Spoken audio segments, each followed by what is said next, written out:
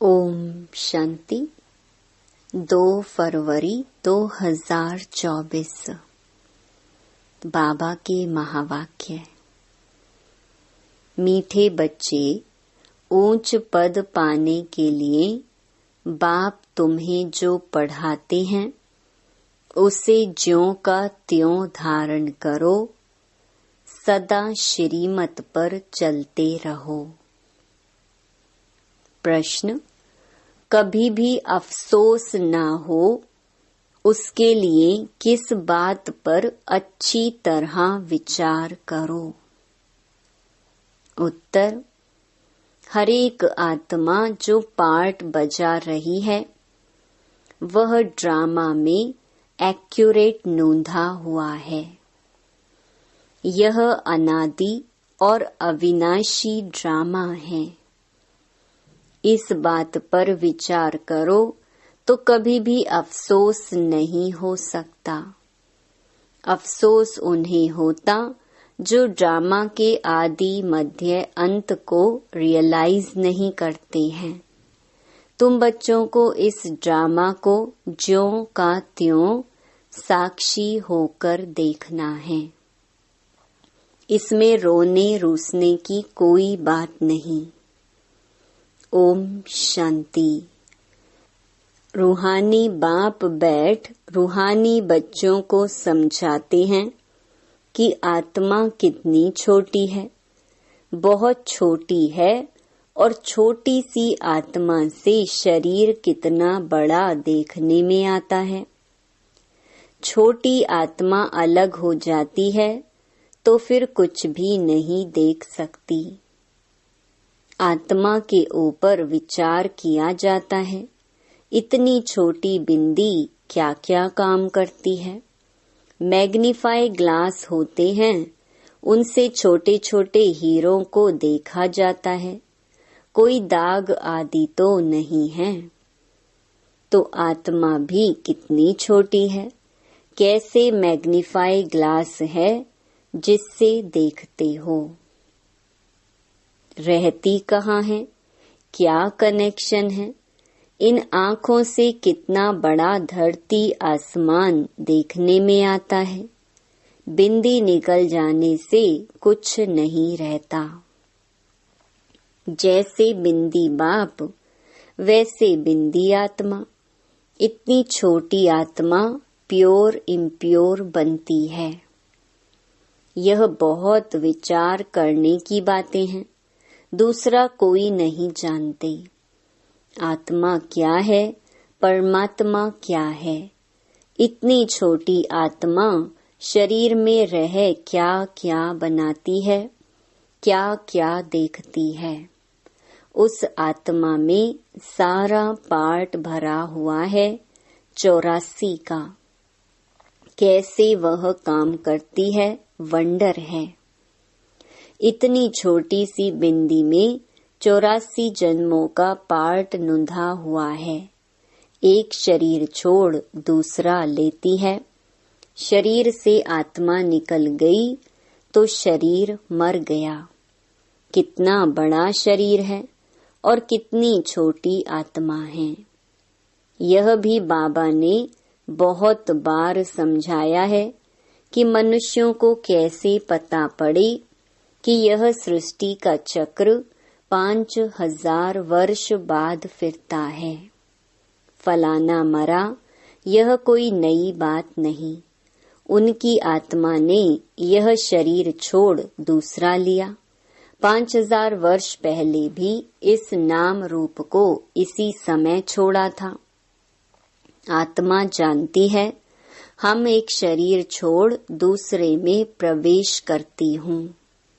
अभी तुम शिव जयंती मनाते हो, दिखाते हो 5000 वर्ष पहले भी शिव जयंती मनाई थी। हर 5000 वर्ष बाद शिव जयंती जो हीरे तुल्य है, मनाते ही आते हैं। यह सही बातें हैं। विचार सागर मंथन करना होता है जो औरों को समझा सके। यह त्योहार होते हैं, तुम कहेंगे नई बात नहीं। हिस्ट्री रिपीट होती है, जो फिर 5000 वर्ष बाद जो भी पार्टधारी हैं वह अपना शरीर लेते हैं। एक नाम रूप देश काल छोड़ दूसरा लेते हैं। इस पर विचार सागर मंथन कर ऐसा लिखें जो मनुष्य वंडर खाएं। बच्चों से हम पूछते हैं ना, आगे कब मिले हो? इतनी छोटी आत्मा से ही पूछना होता है ना, तुम इस नाम रूप में आगे कब मिले थे? आत्मा ने सुना तो बहुत कहते हैं, हाँ बाबा, आपसे कल्प पहले मिले थे। सारा ड्रामा का पार्ट बुद्धि में है। वह होते हैं हद के ड्रामा के एक्टर्स। यह है बेहद का ड्रामा। यह ड्रामा बड़ा एक्यूरेट है। इसमें जरा भी फर्क नहीं पड़ सकता। वह बाइस्कोप होते हैं हद के, मशीन पर चलते हैं। 2-4 रोल भी हो सकते हैं जो फिरते हैं। यह तो अनादि अविनाशी एक ही बेहद का ड्रामा है। इसमें कितनी छोटी आत्मा एक पार्ट बजाए फिर दूसरा बजाती है। 84 जन्मों का कितना बड़ा फिल्म रोल होगा। यह कुदरत है, कोई की बुद्धि में बैठेगा। है तो रिकॉर्ड मिसल बड़ा वंडरफुल है। 84 लाख तो हो ना सके। 84 का ही चक्कर है। इनकी पहचान कैसे दी जाए? अखबार वालों को भी समझाओ तो डालेंगे। मैगजीन में भी घड़ी घड़ी डाल सकते हैं। हम इस संगम के समय की ही बातें करते हैं। सतयुग में तो यह बातें होंगी नहीं, ना कलयुग में होंगी। जानवर आदि जो भी कुछ हैं सबके लिए कहेंगे, फिर 5000 वर्ष के बाद देखेंगे। फर्क नहीं पड़ सकता। ड्रामा में सारी नोंद है। सतयुग में जानवर भी बहुत खूबसूरत होंगे। यह सारी वर्ल्ड की हिस्ट्री ज्योग्राफी रिपीट होगी, जैसे ड्रामा की शूटिंग होती है। मक्खी उड़ी, वह भी निकल गई, तो फिर रिपीट होगी। अब हम इन छोटी छोटी बातों का ख्याल तो नहीं करेंगे। पहले तो बाप खुद कहते हैं, हम कल्प कल्प संगम युगे इस भाग्यशाली रथ पर आता हूँ। आत्मा ने कहा, कैसे इनमें आते हैं? इतनी छोटी बिंदी है। उनको फिर ज्ञान का सागर कहते हैं। यह बातें तुम बच्चों में भी जो समझू हैं वह समझ सकते हैं। हर 5000 वर्ष के बाद मैं आता हूँ। कितनी यह वैल्यूबल पढ़ाई है। बाप के पास ही एक्यूरेट नॉलेज है जो बच्चों को देते हैं।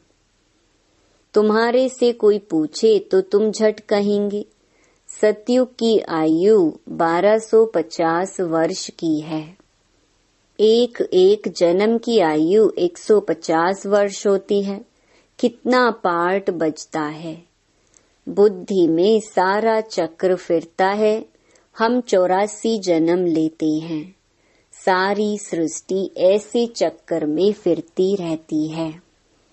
यह अनादि अविनाशी बना बनाया ड्रामा है। इसमें नई एडिशन हो नहीं सकती। गायन भी है, चिंता ताकी कीजिए जो अनहोनी होए। जो कुछ होता है ड्रामा में नोंद है। साक्षी होकर देखना पड़ता है।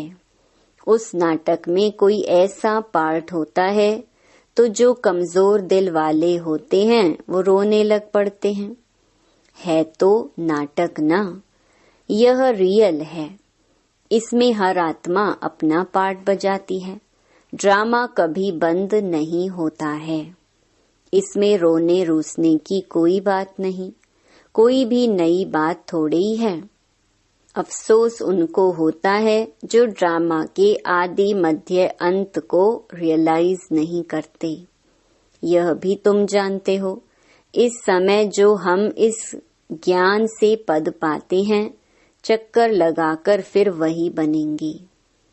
यह बड़ी आश्चर्यवत विचार सागर मंथन करने की बातें हैं। कोई भी मनुष्य इन बातों को नहीं जानते। ऋषि मुनि भी कहते थे, हम रचता और रचना को नहीं जानते हैं। उनको क्या पता कि रचता इतनी छोटी बिंदी है, वही नई सृष्टि का रचता है। तुम बच्चों को पढ़ाते हैं, ज्ञान का सागर है। यह बातें तुम बच्चे ही समझाते हो। तुम थोड़े ही कहेंगे हम नहीं जानते हैं। तुमको बाप इस समय सब समझाते हैं। तुमको कोई भी बात में अफसोस करने की जरूरत नहीं। सदैव हर्षित रहना है। उस ड्रामा की फिल्म चलते चलते घिस जाएगी, पुरानी हो जाएगी, फिर बदली करेंगे, पुरानी को खलास कर देते हैं। यह तो बेहद का अविनाशी ड्रामा है। ऐसी ऐसी बातों पर विचार कर पक्का कर लेना चाहिए, यह ड्रामा है। हम बाप की श्रीमत पर चल पतित से पावन बन रहे हैं और कोई बात हो नहीं सकती जिससे हम पतित से पावन बन जाएं अथवा तमो प्रधान से सतो प्रधान बने।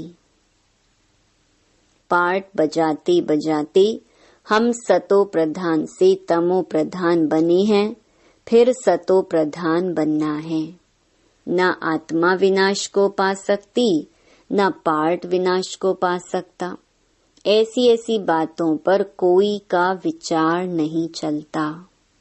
मनुष्य तो सुनकर वंडर खाएंगे, वह तो सिर्फ भक्ति मार्ग के शास्त्र ही पढ़ते हैं। रामायण, भागवत, गीता आदि वही हैं। इसमें तो विचार सागर मंथन करना होता है। बेहद का बाप जो समझाते हैं उसको ज्यों का त्यों हम धारण कर लें तो अच्छा ही पद पालें। सब एक जैसी धारणा नहीं कर सकते हैं। कोई तो बहुत महीनता से समझाते हैं। आजकल जेल में भी भाषण करने जाते हैं, वैश्याओं के पास भी जाते हैं, गूंगे बहरों के पास भी बच्चे जाते होंगे, क्योंकि उन्हों का भी हक है। इशारे से समझ सकते हैं। आत्मा समझने वाली तो अंदर है ना। चित्र सामने रख दो, पढ़ तो सकेंगे ना। बुद्धि तो आत्मा में है ना। भल अंधे लूले लंगड़े हैं, परंतु कोई न कोई प्रकार से समझ सकते हैं। अंधों के कान तो हैं। तुम्हारा सीढ़ी का चित्र तो बहुत अच्छा है। यह नॉलेज कोई को भी समझाकर स्वर्ग में जाने लायक बना सकते हो। आत्मा बाप से वर्षा ले सकती है, स्वर्ग में जा सकती है। करके ऑर्गन्स डिफेक्टेड हैं, वहां तो लूले लंगड़े होते नहीं। वहां आत्मा और शरीर दोनों कंचन मिल जाते हैं। प्रकृति भी कंचन है। नई चीज जरूर सतो प्रधान होती है। यह भी ड्रामा बना हुआ है। एक सेकंड न मिले दूसरे से, कुछ न कुछ फर्क पड़ता है। ऐसे ड्रामा को ज्यों का त्यों साक्षी होकर देखना है। यह नॉलेज तुमको अब मिलती है, फिर कभी नहीं मिलनी है। आगे यह नॉलेज थोड़ी ही थी।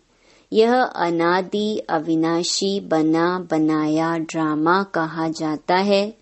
इसको अच्छी रीति समझ और धारण कर किसी को समझाना है। तुम ब्राह्मण ही इस ज्ञान को जानते हो। यह तो चोब चीनी माना ताकत की दवा तुमको मिलती है। अच्छे ते अच्छी चीज की महिमा की जाती है।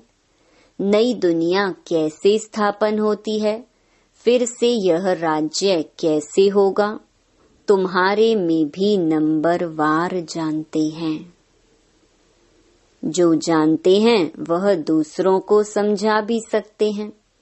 बहुत खुशी रहती है, किन्हों को तो पाई की भी खुशी नहीं है। सबका अपना अपना पार्ट है। जिनको बुद्धि में बैठता होगा, विचार सागर मंथन करते होंगे तो दूसरों को भी समझाएंगे। तुम्हारी यह है पढ़ाई जिससे तुम यह बनते हो। तुम कोई को भी समझाओ कि तुम आत्मा हो। आत्मा ही परमात्मा को याद करती है। आत्माएं सब ब्रदर्स हैं। कहावत है गॉड इज वन। बाकी सब मनुष्यों में आत्मा है। सब आत्माओं का पारलौकिक बाप एक है। जो पक्के निश्चय बुद्धि होंगे उनको कोई फिरा नहीं सकते। कच्चे को जल्दी फिरा देंगे। सर्वव्यापी के ज्ञान पर कितनी डिबेट करते हैं। वह भी अपने ज्ञान पर पक्के हैं। हो सकता है हमारे इस ज्ञान का ना हो। उनको देवता धर्म का कैसे कह सकते। आदि सनातन देवी देवता धर्म तो प्रहलोप है।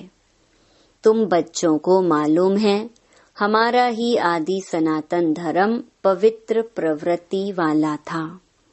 अब तो अपवित्र हो गया है।